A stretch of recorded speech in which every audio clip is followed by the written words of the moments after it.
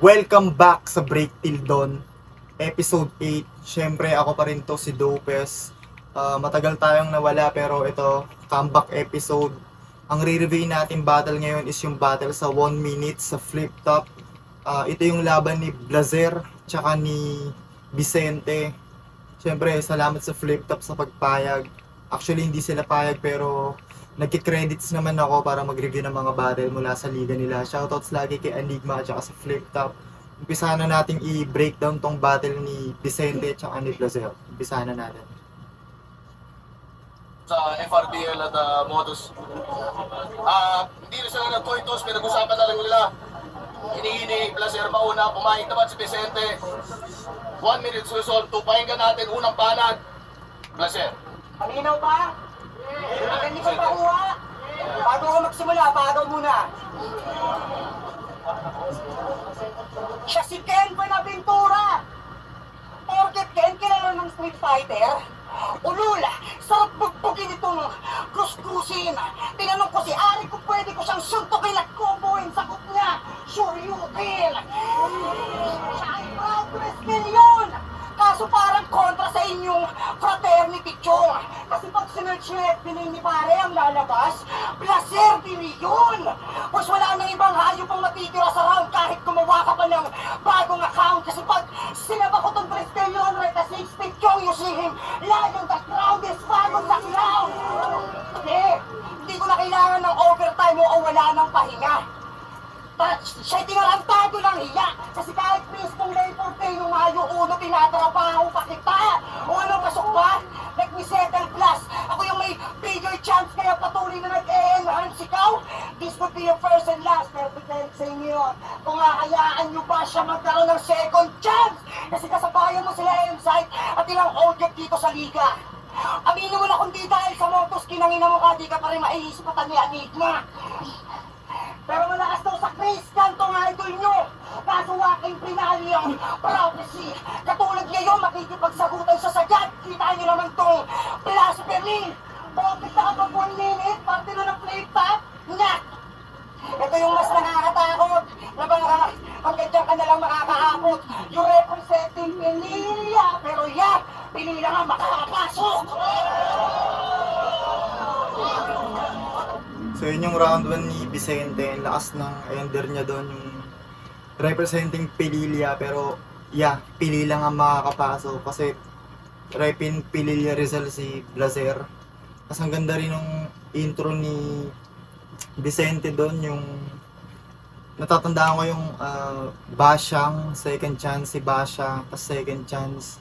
Tapos yung Triskelion na you see him lie on the ground, Tsaka yung Shoryuken, kasi Ken Buenaventura nga yung pangalan ni Blazer in real life.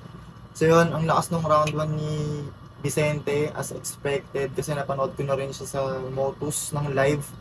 Laging halimaw talaga yung performance ito, pati yung body language, yung conviction, lumalanding ng maayos yung mga binibitawan niya. So para matimbang natin, panoorin natin yung round 1 ni Blazer.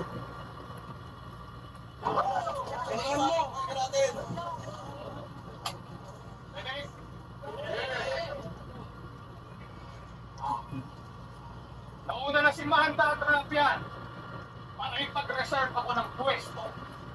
FRBL cards, alam nila kung sino pang kumpleto. Baka sabihin, pinag-tryouts, buksan yung diwa sa konsepto. Na bago ipresenta sa market ang place, talagang tataan sa proseso. Kaya renta na't walang palabok, pero bumubusog ang rating. Sa kumparahan, palat pa lang ay mas nanunuot ang sining. Iba yung nagsusunog ng kilay sa nagtutubog ng ngipin. Pangalang, 4 ang katinig, siya pang tumutunog ng lihim. Masamang tamo, sa aking init, tila maghapong bilad. Grass fire, ramdam ng puno'y nakakapasong silap. Para napahamak ng dahil sa Pangulo, General sa pasong tirada. Nakipag-islaman ka sa tunay, pasang hinamon jihad. Nilapasan ka ng God-tier. 7 days preparation nung madalian sa pagkalap. 7 days of creation pero mga para na pangwasak. Ngayong buo na yung disenyo sa isang elemento na pangtarap. Pwede ka na magpahinga ngayong nasa araw ka ng sapat. Yun yung round 1 ni Blazer. Sinabi niya doon na after ni Raffian tsaka ni Manda Baliw, kasi galing ding FRBL si Blazer, gaya ni Raffian tsaka ni Manda. So siya daw yung pangumpleto. Tumatak sa akin doon sa round 1 niya yung nakipag-islaman sa jihad. Religion siya na reference. More of ganun yung atake ni Blazer. Pero para sa akin kasi nagmamatter yung lahat ng sulat mo patungkol sa kalaban mo. Para sa akin, mas nalaro ni Vicente yung round 1, yun nga yung Lie on the Ground, Triskill yun. Basyang Second Chance, Shoryuken. So para sa akin, konti lang lumamang sa reference sa angle-wise si Vicente, kaya para sa akin, round 1 ko kay Vicente. Pero hindi naman ibig sabihin na hindi malakas yung sulat ni Blazer, pero round 1 ko kay Vicente. Tuloy natin.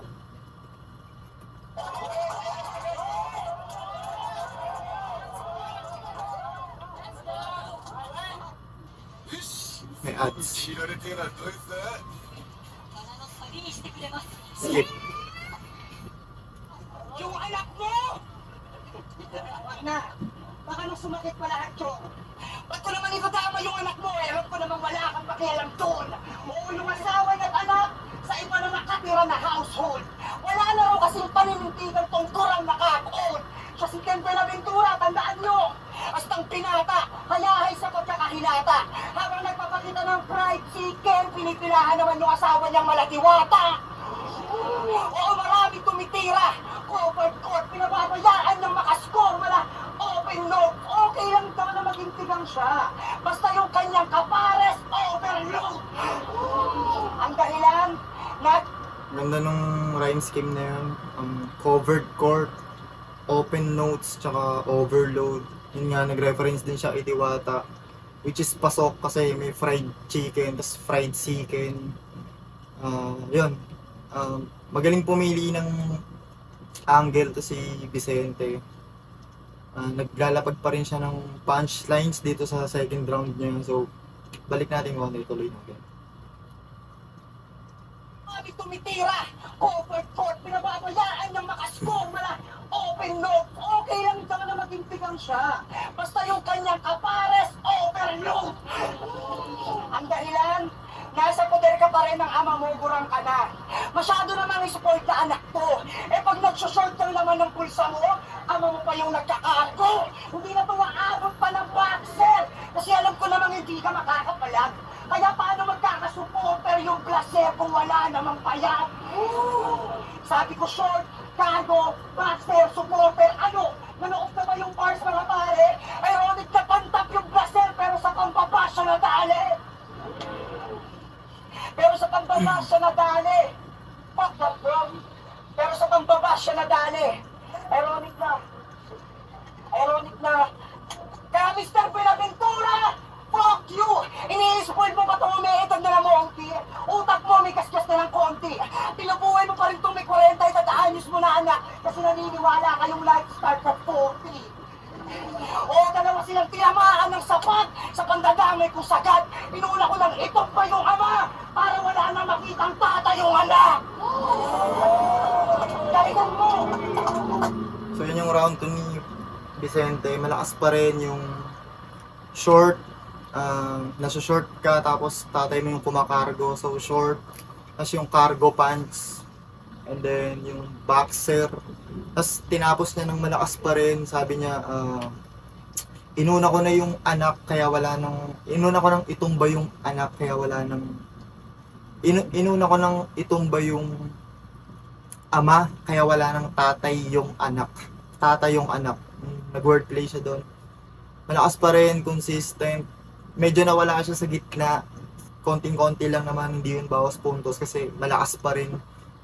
Kasi pag nag-choke ka tapos hindi same energy nung nabalik mo na, parang lalaylay ka na nun pero nanatili, consistent pa rin yung pinakita ni Vicente sa round 2. Marami pa rin siyang quotable lines.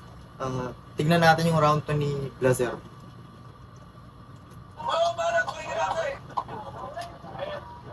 Yo, Sa gantong porte, salat. Sa uniforme, balat ay sipat na agad pagtulongge sa rap. Mga chick kundi homeless, panay hostess lahat. Sa rap contest, naka 4X at contest na black, pero peke ang tigas, naka faultless na cap. Proud na Tondo represent, kahit nahilaw pang gusto. Nasa Diyos ang papuri na nagpalitaw ng hudyo. Sa kanya yung cheer at basbas, habang ligaw kang multo. Hindi ikaw, kundi si Diyos, naging sigaw ng tundo. Tapos namimisigal pa yan sa motos, pero hindi na yung kay Larry Pinaro yung angas na wala ang pagka-natural. Galing nga pa sa lugar ng matatapang o matapang kapag nasa lugar, kaya yung... Galing nga pa sa lugar ng matatapang o matapang pag nasa lugar, kaya pilit yung karakter. Takot na nag-boost ng mababang moral. Kaming nasanay sa kahayupan, kadalasan mga nasa rural. Kaya tong beast, nasa hit list. Palag kahit wala tong presyo. Born to Kill the Devil, parang album lang ng ghetto. Ito'y hitman sa kapwa hitman. Toto'y golem kay sa longga. Pagbigay ng time and place, massacre, mapa 5:30 Santa Rosa. So nag-reference siya dun ng about kay Diyos. Kasi si Diyos, taga-Tondo rin si Vicente. Tapos tumatak sa akin dun yung matapang nga ba sa lugar o nasa lugar lang kaya matapang. Tapos yung 5:30 Santa Rosa, medyo hindi ako familiar doon pero alam ko reference siya about kay Andrew E, kay Pooch. Shoutouts kay Andrew E, shoutouts kay Joz. So yun yung round 2 ni Blazer. Para sa akin, bibigay ko to ng pantay. Kasi hamak na mas okay yung round 2 ni Blazer kaysa sa nauna niyang round 1. So round 2 ko, pantay sila. Tignan natin yung round 3 ni Vicente.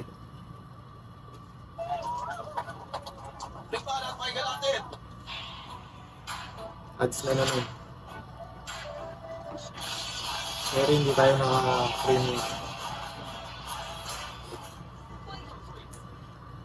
Ang mga ninyo sa reference niyan, tatandaan na nun. Tsaka ba't ko ituloy nyo sa gawin kong bahay ngayon ang mawak na nun? Round 3 din! Pinakilala ka dito bilang jowa ni Lax. White tol! Ginagawa ka na lang content dito, pre. Ironic na ikaw yung gumamit ng Lax pero yung maitim pa mismo na magpapakita sa'yo ng flawless victory. Tingnan nyo naman kasi yung tattoo ano yan. Para maging spherical, gagawin yung skin terrible. Ako, wala man akong tattoo pero walang nila na pag ako gumamit ng incredible. Kakagamit mo ng tinta, naging tinta show malagim na. Sige nga, kung proud ka sa tattoo, palagay mo sa noong taragis ka.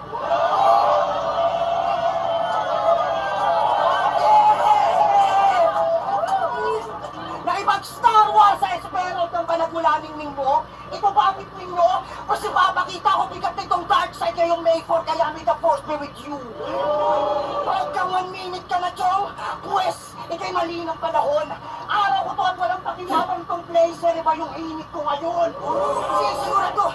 Sisiguraduhin kung di ka na makakaporma ngayon lalo't sa akin pa umantong. Alam nyo namang hindi mag-fit in yung blazer sa gantong klaseng okasyon. Kasi ito yung pasabog ko sa nagsabing kailangan kitang expectation. Ano, kamusta brother? May pa-blazer ka pang nalalaman, hindi ka naman tinukod ka battle. Kaya kahit di na magsutin tayo itong stupid guy, may dusa pa yung kasabay. Inigyan niyang ibigay yung blazer ngayong May 4 kasi may formal na mamamatay. Let's go! Oo, motos ang pinasok! Trip! Hindi! Salamat Said, salamat Arik sa chance ang binigay. Sa dating bata na nangarap, naging punap, naging tay. Hanggang mahal sigaw ko ngayon sa harap ni lahat ang pinagpapagilan. So yun yung round 3 ni Vicente. Ang lakas pa rin, lakas ng ender niya. Flip-top mag-ingay. Yung multi, kung paano niya tinahi yun. Batang naghintay, flip-top mag-ingay. Tapos yung blazer na sinusuot niya, hindi bagay sa init niya ngayon. Sinusuot kasi yung blazer pag malamig. Tsaka yung ano pa ba? Yung nag-reference siya tungkol kay Lux kasi parang nagkaroon ng battle si Luxuria na sinabi niya boyfriend niya si Blazer. Tapos yung May 4, may formal na mamamatay, ang lakas nun. Ano pa ba? Basta yun, malakas yung round 3 ni Vicente para sa akin, yung pinakamalakas niya, all 3 rounds niya. Pwedeng pumantay yun sa round 1 niya, pero di hamak na mas malakas tong round 3 niya. Rekta pa rin lahat para kay Blazer. Ang daming quotables. So, tignan natin. Tapos nag-rebat pa siya sa una. Pasok din. Tignan natin yung round 3 ni Vicente. Round 2 ko, pantay. Round 1 kay Vicente.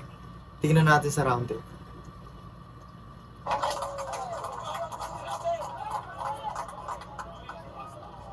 Inamay pa si Lax. Ay na, pambobo na estilo. Okay, ano masasabi mo rito? Ano naman kung naging jowa ko siya? At least yung lalaki ko gwapo. O sino dito mas gwapo ka, sir? Wala! Abang bakit mo gago? Yo!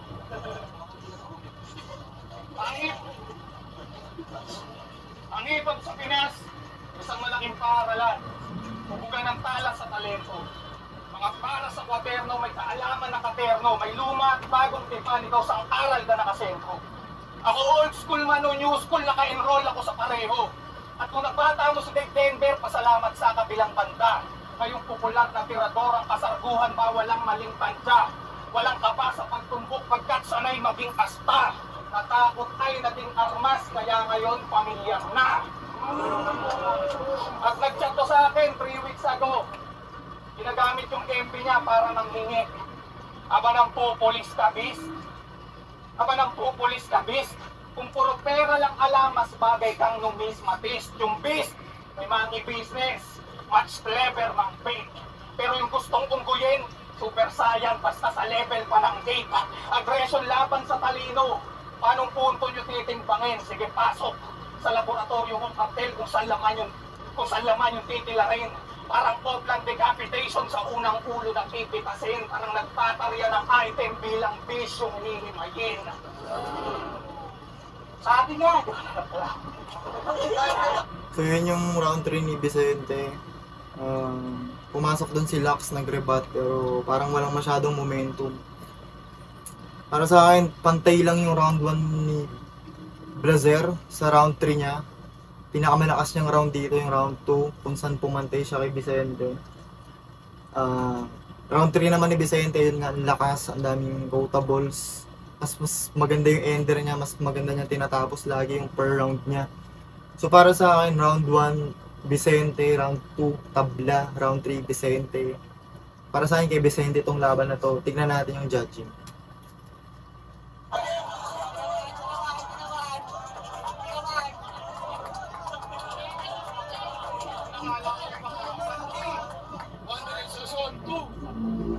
Vicente vs. Placer, mag-i-S pampers para sa kanila pareho para sa laban. Napaka-solid. Pakilang laban na ngayong gabi na para sa akin, panalo tayong lahat. Pero ang boto ng Murado, 2-1, magigay para kay Vicente. So yun, 2-1 yung judging. Posible yun, posibleng nakuha ni Vicente yung ni Blazer yung round 2. Possible may bumoto sa kanya sa round 2. Yun, para sa akin kay Vicente at siya ngayon nanalo. Congrats sa pareho. Nasa flip top na sila, nasa 1 minutes na sila. Dati lang galing sila sa mababang liga, sa Motos tsaka sa FRBL. Shoutouts din sa Motos tsaka sa FRBL kay Kuya Zayt tsaka kay Rayan, kay Odeng. So yun, sana nagustuhan nyo yung episode 8 ng comeback episode ng Break Till Dawn.